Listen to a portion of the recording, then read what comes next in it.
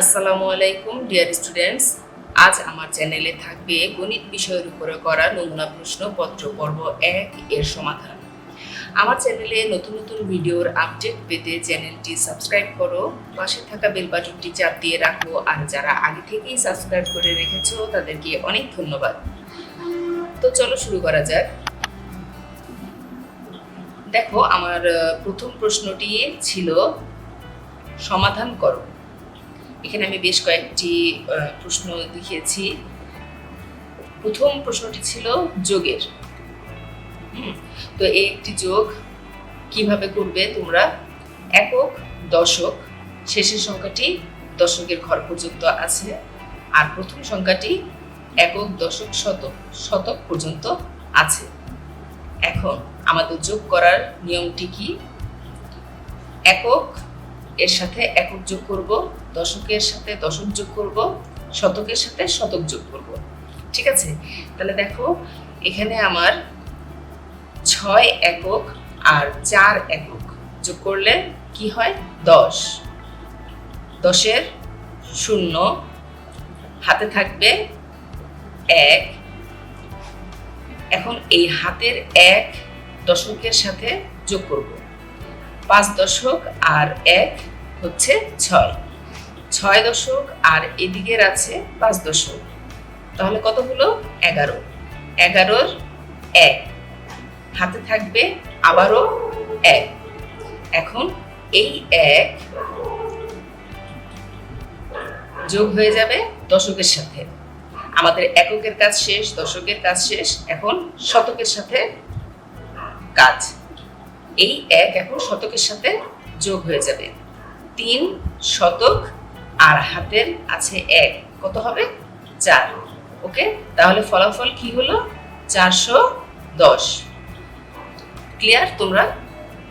ঠিক একইভাবে বিয়োগের ক্ষেত্রেও এককের সাথে একক বিয়োগ করব, দশকের সাথে দশক বিয়োগ করব, শতকের সাথে শতক বিয়োগ করব। এভাবে প্রতিটা অঙ্কই করতে হবে। এখানে যোগ দেখিয়েছি, বিয়োগ দেখিয়েছি, তারপরে আবার আরেকটি যোগ ছিল, বিয়োগ ছিল। তারপরের অঙ্কটি দেখো, গুণের। এখানে গুণ করতে বলা হয়েছে। প্রথমটির সাথে প্রথম সংখ্যাটি গুণ করতে হবে। তাহলে 7 9 নামতা 7 9 কত? 63। 63-র 3, হাতে থাকে কত? 6। তারপর 9 দিয়ে আবার 2-কে গুণ করতে হবে। 9 2 18। 18 আর 6 কত? 24। এই যে 24। তাহলে আমার 27 এর সাথে 9 গুণ করলে ফলাফল হচ্ছে 243। ওকে, পরের সংখ্যাটিও ঠিক একইভাবে গুণ করে আমরা ফলাফল বের করব। পরের প্রশ্নটি দেখো, 19 এর সাথে কত যোগ করলে ফলাফল 45 হবে? এটি কিভাবে বের করব? আমরা বিয়োগ করে বের করতে হবে। ঠিক আছে? 45-এর থেকে 19 বিয়োগ করলে যে ফলাফলটি হবে সেটি এই শূন্যস্থানে বসবে। এটি যোগের। তারপরেরটি আছে বিয়োগের। 29 এর সাথে কত বিয়োগ করলে ফলাফল 17 হবে? দেখো, আমি তোমাদেরকে একটু রাফ করে দেখাচ্ছি। 29 থেকে কত সংখ্যা বাদ দিলে ফলাফল 17 হবে? মনে রাখবে, বড় সংখ্যাটি দেয়া আছে, এখন ছোট সংখ্যাটি আমাদেরকে বের করতে হবে। তাহলে কিভাবে বের করবো সেটা? যদি বড় সংখ্যা দেয়া থাকে, ছোট সংখ্যা বের করতে বলা হয়, তাহলে ফলাফলের সাথে সেই বড় সংখ্যাটি বিয়োগ করলে যে রেজাল্টটি আসবে সেটি এই খালি ঘরে বসবে।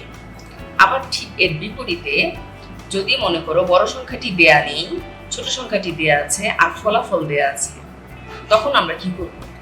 তখন যে ছোট সংখ্যাটি দেয়া থাকবে আর যে ফলাফলটি দেয়া থাকবে, এই দুইটি যোগ করলে যে রেজাল্ট হবে সেটি এই খালি ঘরে বসবে।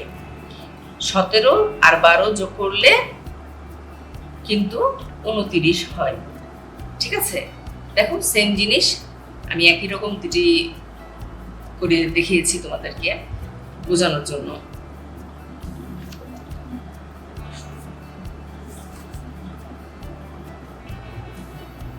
তো তোমরা বুঝেছো নিশ্চয়ই।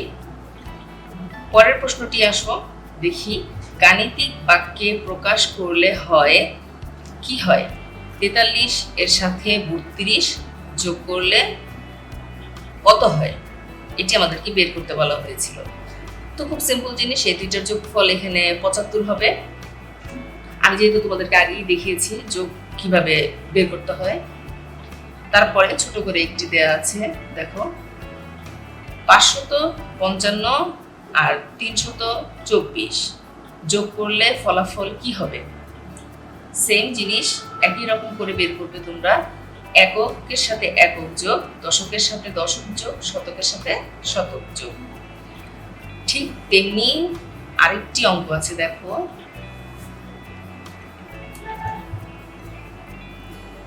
241 থেকে 223 বিয়োগ করলে ফলাফল কি হবে? ঠিক একই রকম করে বিয়োগ করে বের করবে তোমরা। এখানে ফলাফল 18 বের হয়েছে। এখন দেখো পরের অঙ্কটি, লুকানো অঙ্কটি বের করো। এখানে কি বলা হয়েছে? লুকানো অঙ্কটি বের করো। এখানে দেয়া ছিল 500, এখানে 5 1, তারপর খালি ঘর একটি দেওয়া আছে, মানে এই লুকানো সংখ্যাটি বের করতে হবে। তারপর এর সাথে কত যোগ? 3 খালি ঘর একটি দেওয়া আছে, লুকানো সংখ্যাটি বের করতে হবে। 3 খালি ঘর 5 সমান সমান যোগ করলে ফলাফল হবে 876। ঠিক এরকম পরের অঙ্কটিও আমি তোমাদেরকে একটু রাফ করে এখানে দেখিয়ে দিই। দেখো এখানে আমি অঙ্কটি তুলে রেখেছি, এখন তোমাদেরকে একটু বুঝাই।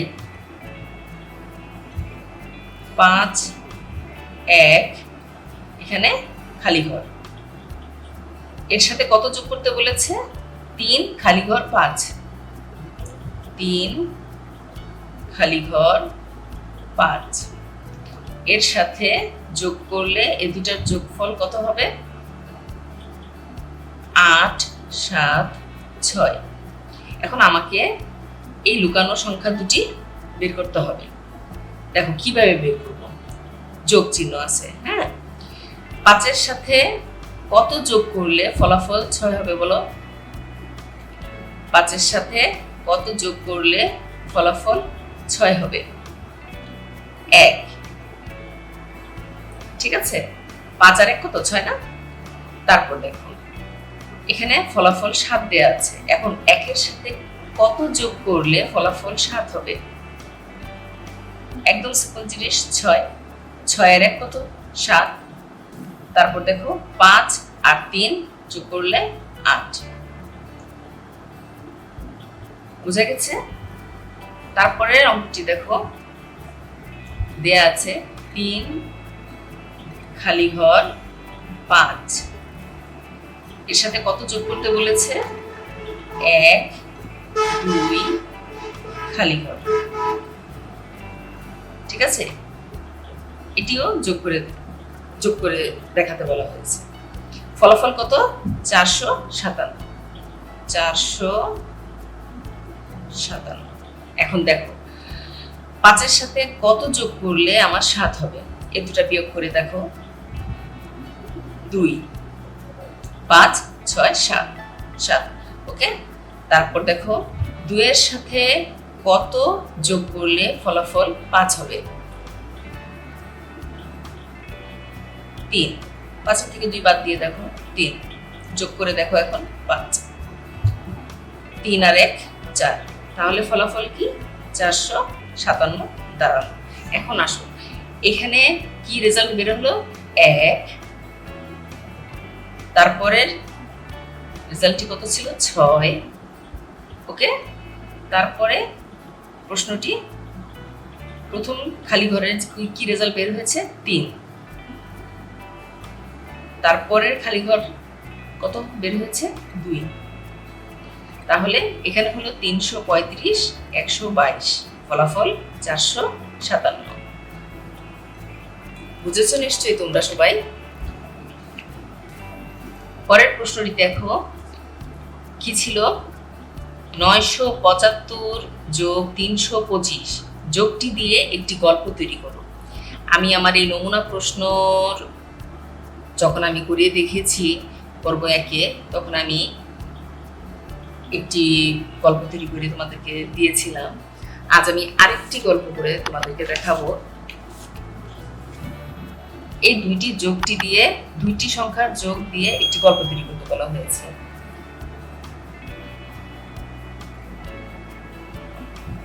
আবিরকে মা দিলেন 975 টাকা এবং বাবা দিলেন কত, 325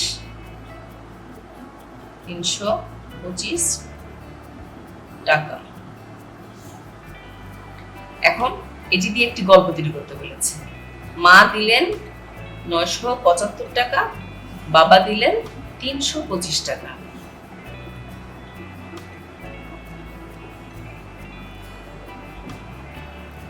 আবিরের এখন কত টাকা হলো? ঠিক আছে, এটি একটি গল্প বানানো হয়ে গেল আমার। পরের প্রশ্নটি দেখো কি ছিল, একটি ঝুড়িতে 425টি আম এবং অপর ঝুড়িতে 345টি আম আছে। মোট আম থেকে 175টি আম বিক্রি করা হলো। এখন কতটি আম রইল?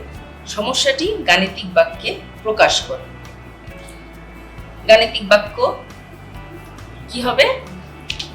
425টি আম যোগ 345টি আম, আর এই মোট আম থেকে 175টি আম বিক্রি করা হলো, বিয়োগ 175, ফলাফল 595। ওকে,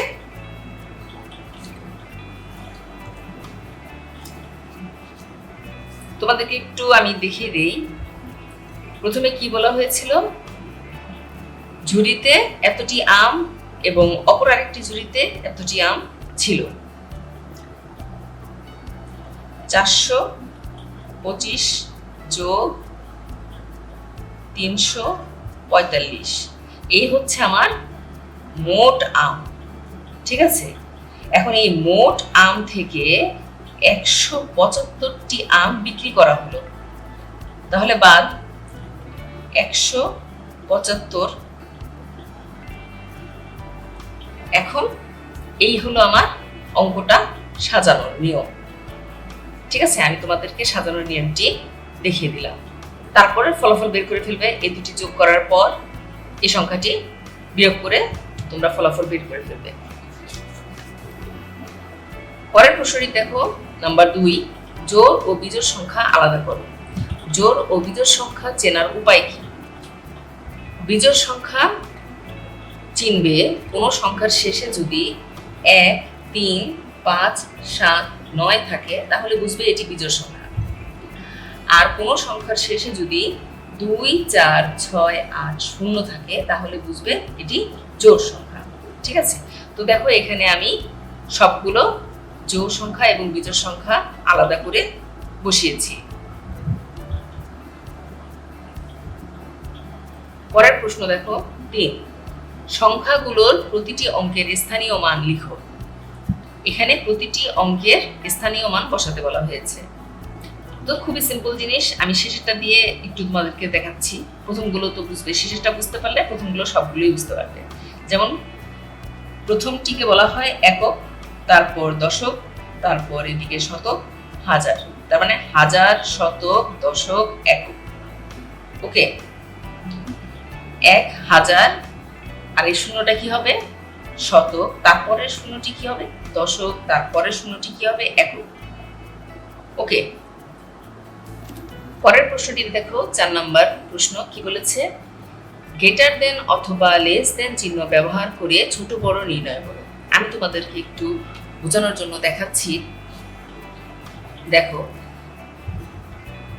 কখন গ্রেটার দেন এবং কখন লেস দেন ব্যবহার করা হয়? দুটি সংখ্যার মধ্যে যখন তুলনা করা হয় তখনই কিন্তু এই চিহ্ন দুটি ব্যবহার করা হয়। প্রথম সংখ্যাটি যদি বড় হয় এবং পরের সংখ্যাটি যদি ছোট হয় তাহলে অবশ্যই গ্রেটার দেন এই চিহ্নটি ব্যবহার হবে। তার মানে কি? ও এই সংখ্যার চাইতে এই সংখ্যাটি ছোট। 876 গ্রেটার দেন 706, 706 এর চাইতে 876 বড়। তারপরের সংখ্যাটি দেখো, পরের দুটি সংখ্যা দেখো, এই দুটির মধ্যে তুলনা করো। 577 আর 642, কোন সংখ্যাটি বড়? 642 বড় আর 577 ছোট। এর জন্য কি হবে? এখানে লেস দেন। 577 লেস দেন 642, তার মানে 642 এর চাইতে 577 ছোট। ক্লিয়ার?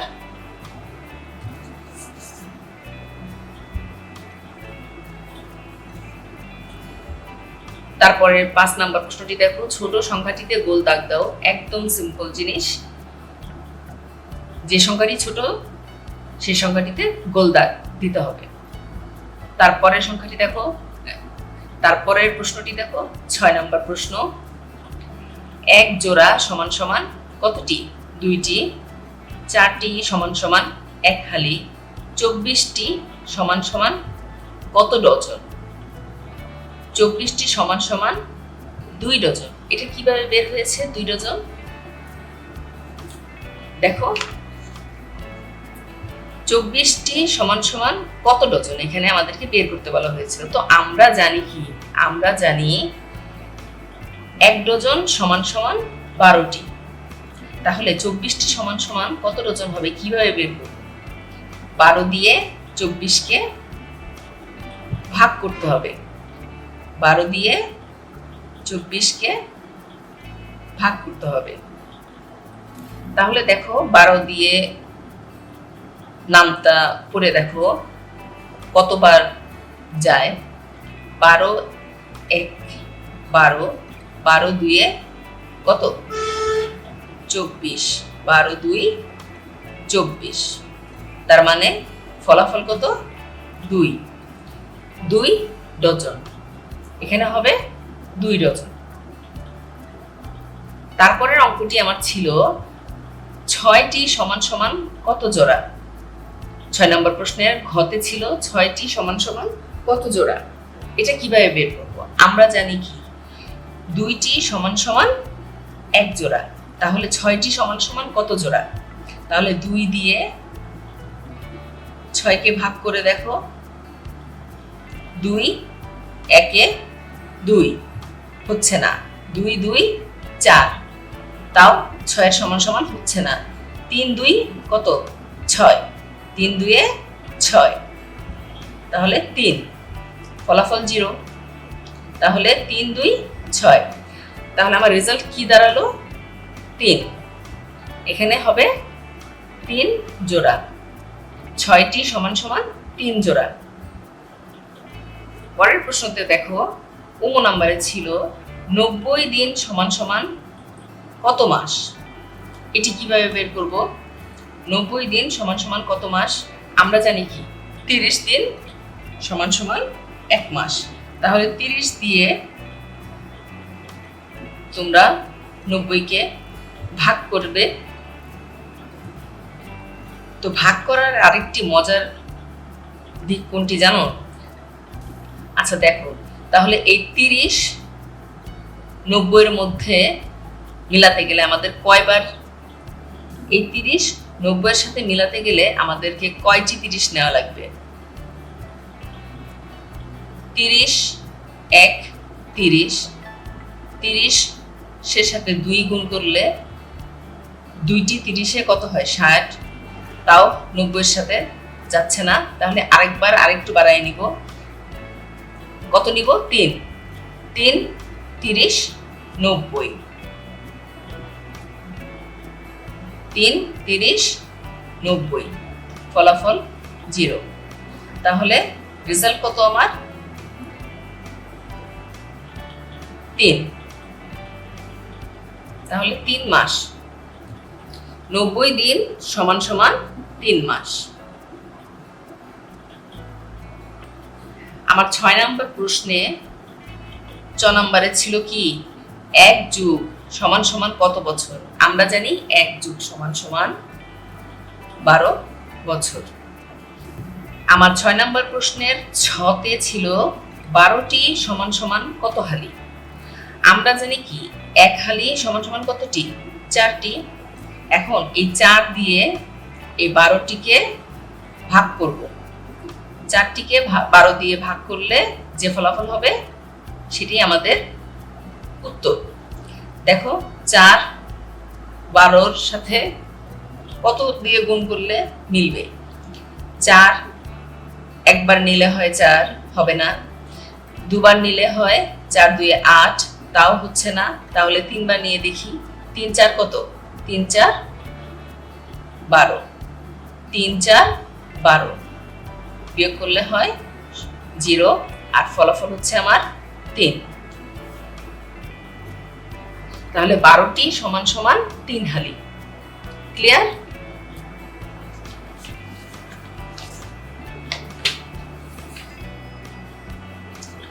তাহলে আমার 6 নম্বর প্রশ্নের সমাধানগুলো তোমাদেরকে আমি আশা করি বুঝাতে পেরেছি।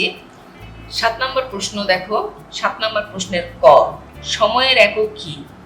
সময়ের একক হচ্ছে সেকেন্ড, মিনিট, ঘন্টা। এগুলো তোমাদেরকে পড়তে হবে। এগুলো পাঠ্যপুস্তক বইয়ের শেষের দিকে আছে। একটু খোঁজ করে ঝটপট করে তাড়াতাড়ি জিনিসগুলো অধ্যয়ন করে নিও। খতে কি বলা হয়েছে? তরল পরিমাপের একক কি? উত্তর হবে লিটার। গতে বলা হয়েছে ওজন পরিমাপের একক কি? কিলোগ্রাম বা কেজি। ঘতে বলা হয়েছে 100 সেন্টিমিটার সমান সমান কত মিটার? 1 মিটার। উমতে বলা হয়েছে দৈর্ঘ্যের একক কি? উত্তর হবে মিটার। প্রশ্ন 8, জ্যৈষ্ঠ মাসের পরের মাস এর নাম কি? আষাঢ়। 9, মাঘ মাসের আগের মাস কি? পৌষ। প্রশ্ন নাম্বার 10, ফাল্গুন মাসের পরের মাস চৈত্র। তো আজ এই পর্যন্তই। আগামীতে আমার চ্যানেলে থাকবে গণিত বিষয়ের উপর করা নমুনা প্রশ্নপত্র পর্ব 2 এর সলিউশন। আমার ভিডিওটি ভালো লাগলে লাইক করো, শেয়ার করো, আর কোথাও কোনো প্রশ্ন বুঝতে সমস্যা হলে বা কোনো কিছু জানার প্রয়োজন মনে করলে কমেন্ট করো। ভালো থাকো, সুস্থ থাকো সবাই। আল্লাহ হাফেজ।